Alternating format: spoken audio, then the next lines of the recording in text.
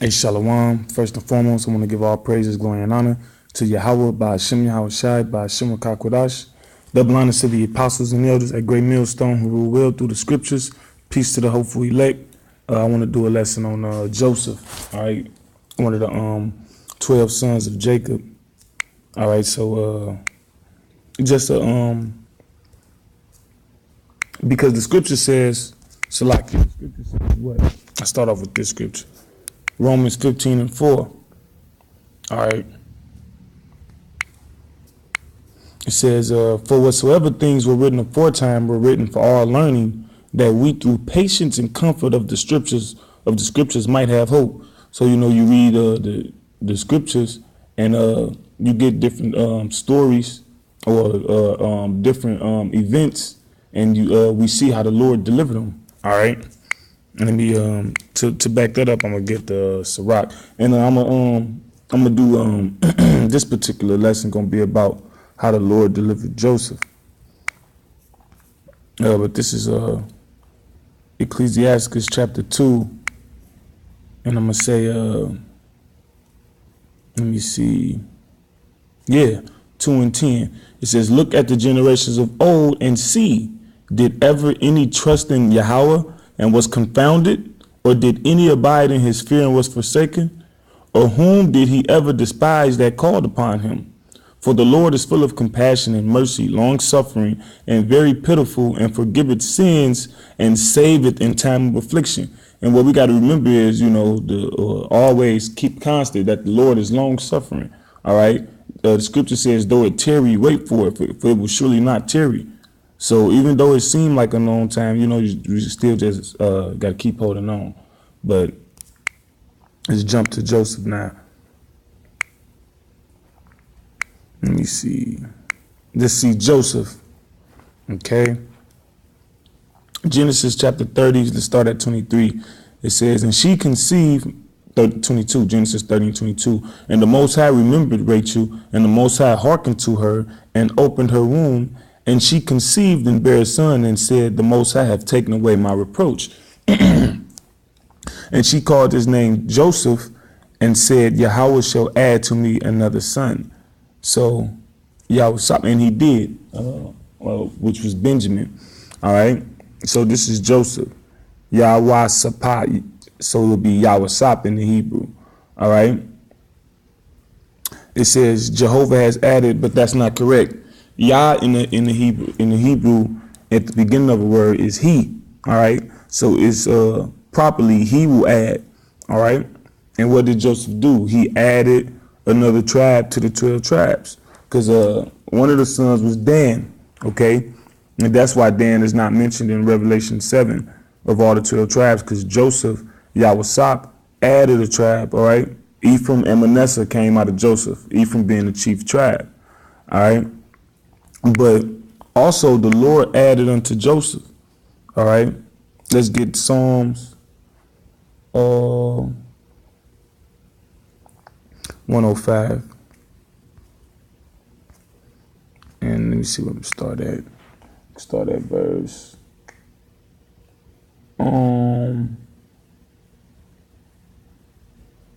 We're gonna start at verse 15. It says, matter of fact, we start at 14. Psalm 105:14. He suffered no man to do them wrong. Yeah, he reproved kings for their sakes. Talking about the sakes of the Israelites. All right. That's how you know that the Lord only loves a particular people, because why is he punishing everybody else at the sake of these particular people? All right. The scripture says the Most High don't change. So now when you gonna stop punishing these people for what they did to us? So these people get to do all of this to us, get to kill us, murder us, poison us, and now the Lord not gonna get them back? No. It's saying, verse 15, saying, touch not mine anointed, and do my prophets no harm. Moreover, he called for a famine upon the land. He brake the whole staff of bread. He sent a man before them, even Joseph, who was sold for a servant. So Joseph became a slave. All right. Just like the Israelites today, so-called Negroes, Latinos, and Native Americans. All right.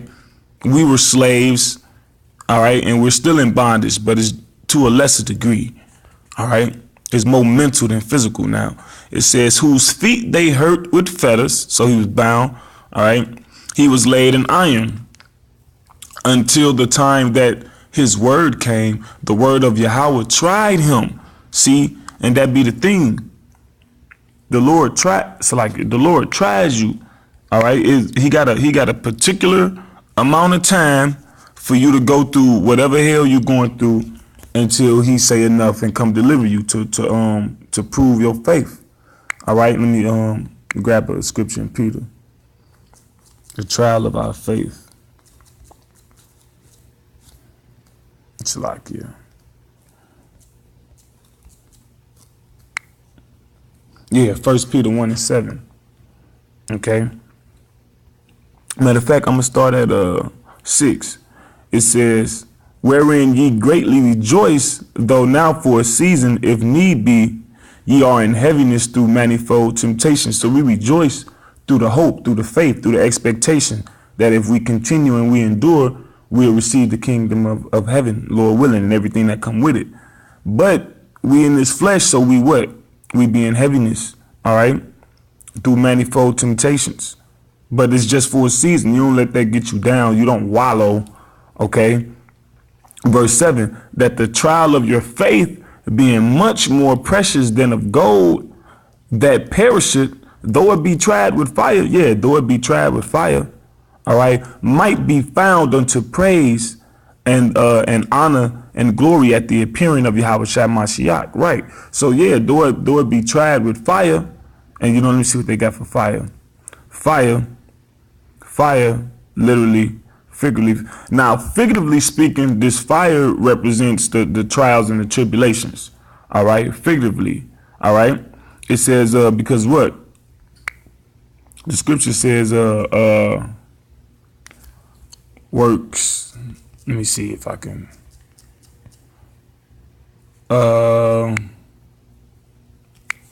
Salakia, let me see if I can get this scripture. The scripture speaks about, for the day shall declare every man's works. Let me see. Yeah. 1 Corinthians chapter 3, verse 13. It says, every man's work, all right, shall be made manifest. So it's going to be made known. All right. What type of work was you doing? Was you doing shabby work? All right. It says, for the day shall declare it. Yeah. So when at the appearance of Yahweh Shai, all right, though our faith be tried with fire, it may be found worthy, you know, roughly paraphrasing, when he come. All right, because it shall be revealed by fire. See, that's how it's going to be proven. It's going to be tested. And the fire, okay, and the fire shall try every man's work of what sort it is. It says, if any man's work abide, which he hath built thereupon, he shall receive a reward. So yeah, if you get put through the fire and it refines you, because that's what fire do. All right, fire refines. Okay, when you want to get the impurities out of metals, all right, you put it in fire. When you got the blacksmith forging weapons, you know, he got to add fire to it to bend it and mold it for whatever tool he wanted for. All right. And that's how the Lord do us. So he put us through the fire, and that fire bends and mold us in the direction of righteousness. All right. Because the scripture says by the sadness of the heart, the countenance is made better. OK. Keep you at that sad, lowly, humble state of mind, so you don't raise up against them. All right.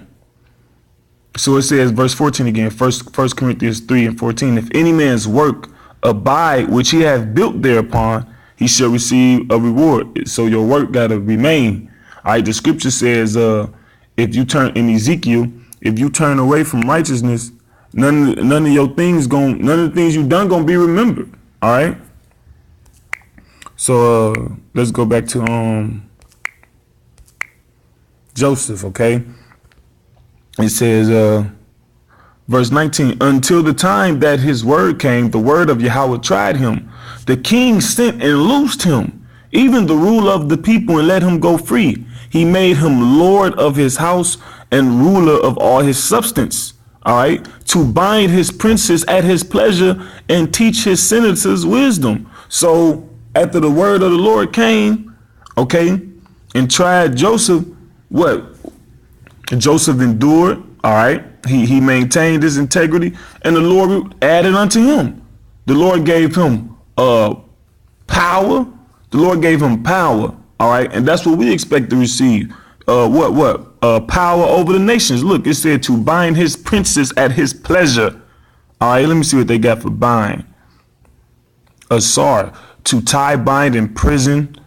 All right. To be taken prisoner, to yoke, to join battle. So if you can, so that's power. If you can put somebody in prison, all right, then you got power over them. You got power over their life. All right. And it said at his pleasure. Okay. It says let me see. Say soul, self, creature, person, appetite, at his mind, living being, desire, at his emotion. He get mad real quick. You know what? Put him in jail. Do this and that, etc. All right. It says, and teach his senators wisdom, and that's the power we gonna get from the Lord. All right. It says, let me see, rule the nations, the way that Joseph ruled over those Egyptians under Pharaoh. It's the same thing. All right. And the Lord gonna give us that power again. It says, so let me see, what's that scripture that say, no, Salakia, power over the nations.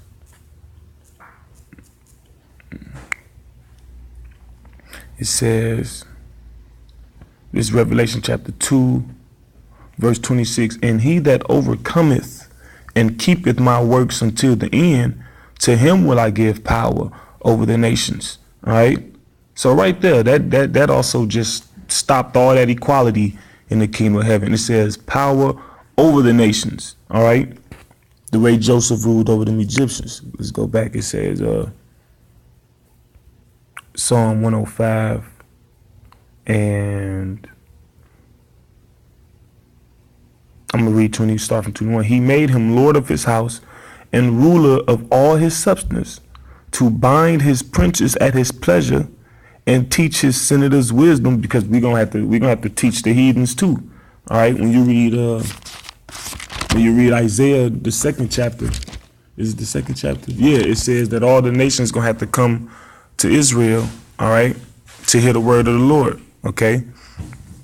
It says, Israel also came into Egypt, and Jacob sojourned in the land of Ham. It says, and he increased his people greatly and made them stronger than their enemies. And that's coming back around too. And that's gonna be the end. That's the the final chapter, so to speak. The resolution. That's the resolution to this thing we call life, man. Okay, where was I finna go? Yeah, this is Deuteronomy. Let me see.